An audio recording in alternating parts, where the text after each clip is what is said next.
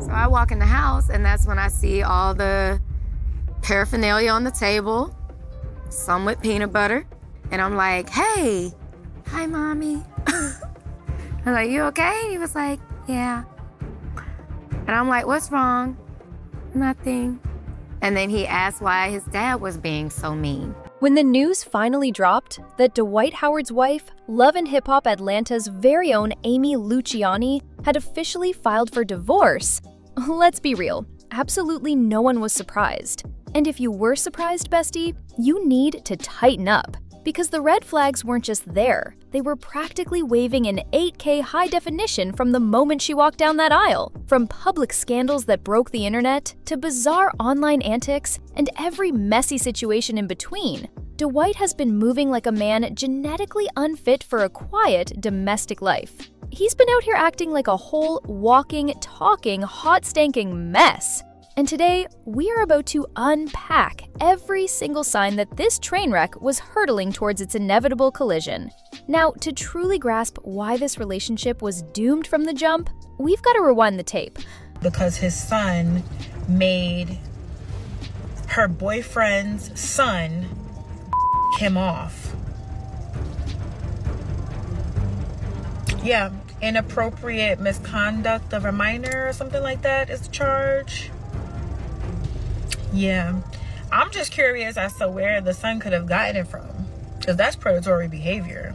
All the way back to the 2004 NBA draft.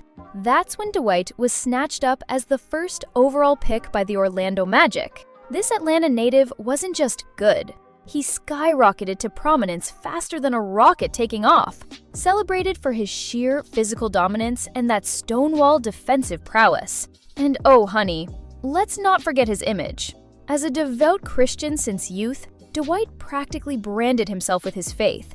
The man literally slept under a wooden cross and a framed copy of the 10 Commandments. Child, please. This man was doing the most, okay? He prayed twice a day, once before school, once before bed. He was at Bible study on Tuesday, teen ministry on Friday, and church on Sunday, where he even cooked up a youth program called Top Flight Security. He even once boldly claimed he was gonna roll up to the NBA and convince them to add a cross to their freaking logo. And when he first strutted into the league, he publicly declared himself a virgin, vowing to be this pristine, positive role model for fans and teammates alike. Rivers felt that Josh Smith dribbled it once. But then, bam! Just 3 short years into his NBA career, he went and knocked up Orlando Magic cheerleader Royce Reed. Now, hold up, bestie, pump the brakes. How in the 7 hells do we go from reading the Bible twice a day and sleeping under a cross to having full-blown premarital baby knocking? And darling, that was merely the warm-up act. That was just the prologue to Dwight's wild transformation, from being holier than thou to a certified baby daddy Hall of Famer. With a pullout game so tragically weak, it could probably qualify for disability benefits. Let's get real for a sec and do a little recap. Dwight's entire public identity was intricately tangled with his religious convictions. As a young player, he didn't just express faith, he practically weaponized it as his brand. But underneath that meticulously polished spiritual facade was a reality far more conflicted and chaotic. From a psychological lens, this kind of split between outward religious devotion and hidden private behavior is a tale as old as time, especially for folks raised in super strict moralistic belief systems. According to the deep dives of psychoanalytic theory, when you intensely suppress natural human impulses, like sexuality. I hate to be the bearer of bad news, but the Dwight Howard allegations are real. If you don't know, Dwight Howard is being accused of essaying another man. Police documents were just released. It often creates this explosive pressure cooker, leading to secret actions that directly contradict the very values you preach to the world. Swiss psychiatrist Carl Jung famously called this the shadow self. Those parts of us we desperately try to hide, but which, like a mischievous ghost, unintentionally act out when the mask inevitably slips. Dwight's early, almost aggressive insistence on purity, his rigid moral framework, and then his spectacular fall from that self-made pedestal perfectly mirror a pattern we've seen in countless public figures. Because, let's be honest, typically, those who preach the loudest often have the biggest secrets to hide. As of the time this video was recorded, Dwight had already fathered 5 children with 5 different women. And yep, bestie, all that baby-making happened before Amy even entered the picture. So long before he swept Amy off her feet, he was actively dating. And well, as we know, actively knocking down more than just walls. But no matter how many doors he walked through, or how many walls he knocked down, he just could not shake the persistent rumors about his sexuality. Then came 2018. A transgender social media influencer by the name of Mason Ellie. Whatever I'm doing in my bedroom is my damn business. Whatever you doing in your bedroom is your damn business. That ain't for everybody. That ain't for no websites. I don't gotta tell nobody where I put my wood at. Stormed onto Twitter, making explosive claims that he had been involved in a relationship with Dwight Howard. Mason didn't just talk. He backed it up with screenshots of alleged messages from Dwight. Now, while Dwight never explicitly dropped a bombshell stating a preference for the same sex in those messages, he did refer to himself as being free. Mason then escalated things, filing a lawsuit claiming Dwight and his team threatened him after he refused to sign an NDA following their alleged relationship. Dwight, playing defense, countersued Mason for a whopping $10 million for slander, invasion of privacy, and abusive litigation. It was a classic he said showdown. Dwight swore he never even met Mason, while Mason insisted they were deeply involved. Mason even lobbed more explosive claims, alleging Dwight was engaging in raw encounters with multiple people at transgender boot-knocking gatherings, and that Dwight had a quiet understanding with a transgender woman where he would pay for their encounters. But here's the kicker. Neither Dwight nor Mason were ever willing to cough up any substantial evidence to back their respective claims. Mason's claims were ultimately dismissed in 2023, and Dwight, in a move that raised eyebrows, quietly dropped his $10 million countersuit in March 2024. So Dwight Howard is engaged to a woman. A woman. Okay?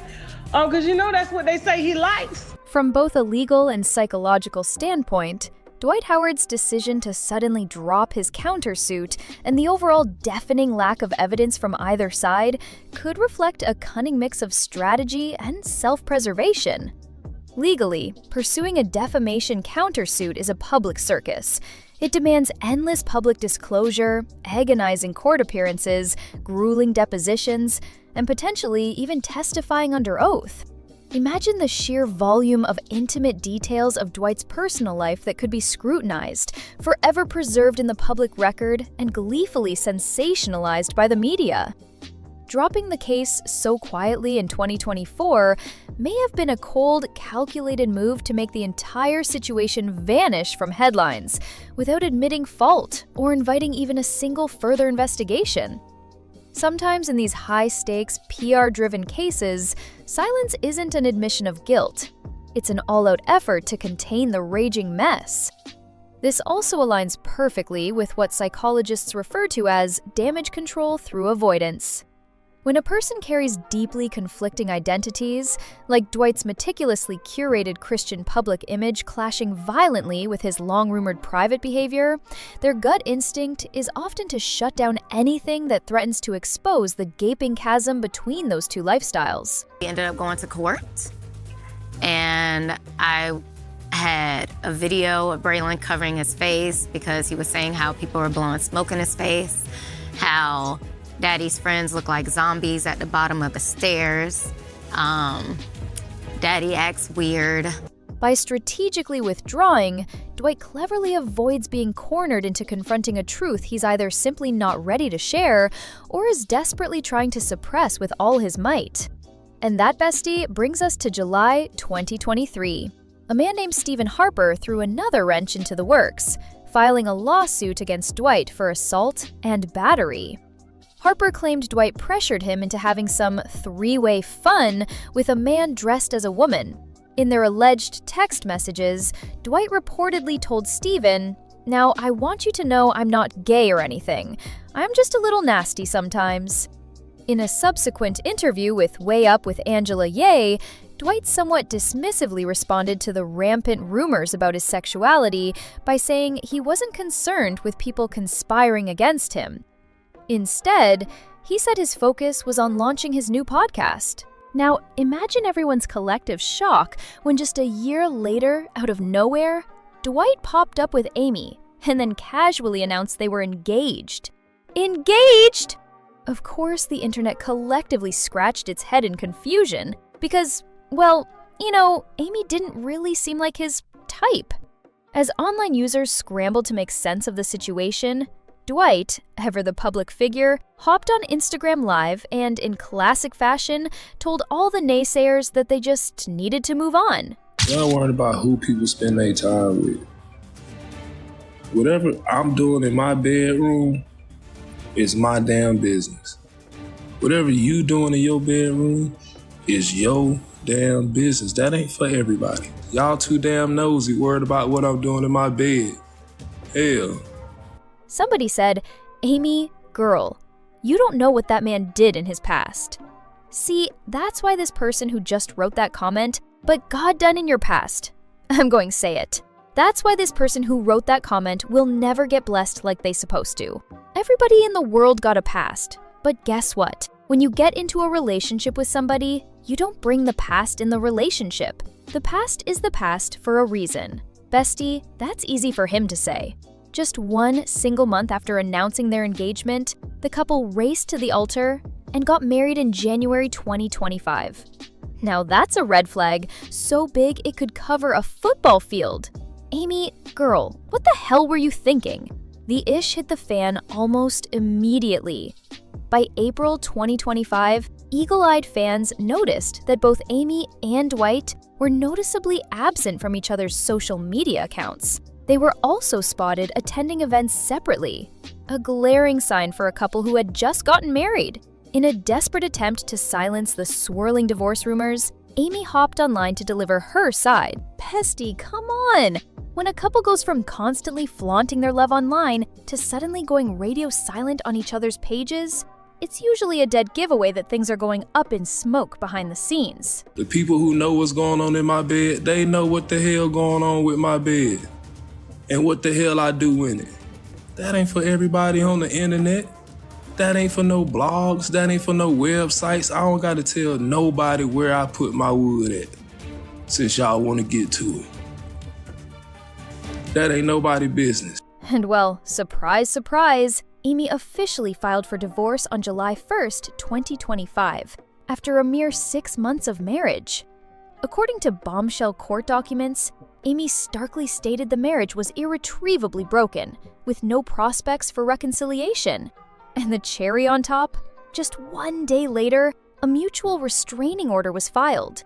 Not just a mutual restraining order, honey. They were putting them powers on each other.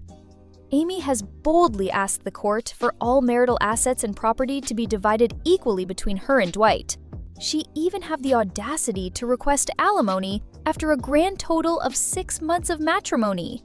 Girl, if you don't get on the phone and call Mona Scott Young for a check, because that's what you do, we truly hate to say it, but the painful truth is, it's entirely possible that Dwight simply isn't fully living in his truth. Psychologically speaking, marriages crumble for a multitude of reasons, but one of the most insidious and common culprits is incongruence. Where I put my shit at. Y'all just weird. If you want to know what people doing in their bedroom and who they messing with and sleeping with, you are weird. You're the weird one. Oh shoot, y'all heard about that? Dwight, they said Dwight was in a text messaging a guy. Nigga, who cares? Who cares who I was text messaging? You just mad because I want text messaging. Yo, ugly. This is that treacherous space where the image someone desperately tries to project to the world doesn't even remotely match the raw, often messy reality of who they truly are. Dwight has spent the vast majority of his career caught in this agonizing limbo, constantly torn between the towering expectations of a profoundly religious, virtuous public persona and the increasingly public accusations and persistent rumors about his private, often contradictory life. He was a man perpetually managing a carefully curated identity, a meticulously crafted performance. And that kind of emotional performance, Bestie, eventually becomes utterly exhausting, not just for the person wearing the mask, but tragically for the person who is desperately trying to love them through it. Amy's decisive decision to walk away may not have been triggered by one specific lie, or even a single moment of betrayal. It could have been the slow, agonizing realization that she was irrevocably in love with someone who simply wasn't ready to face himself. And when you're married to a man who is still performing for public validation, still wearing a carefully constructed mask, you inevitably start to feel like a supporting actress in his one-man show, rather than an equal partner in a truly shared life. In the end, divorce was likely the most honest and perhaps healthiest thing Amy could do for herself.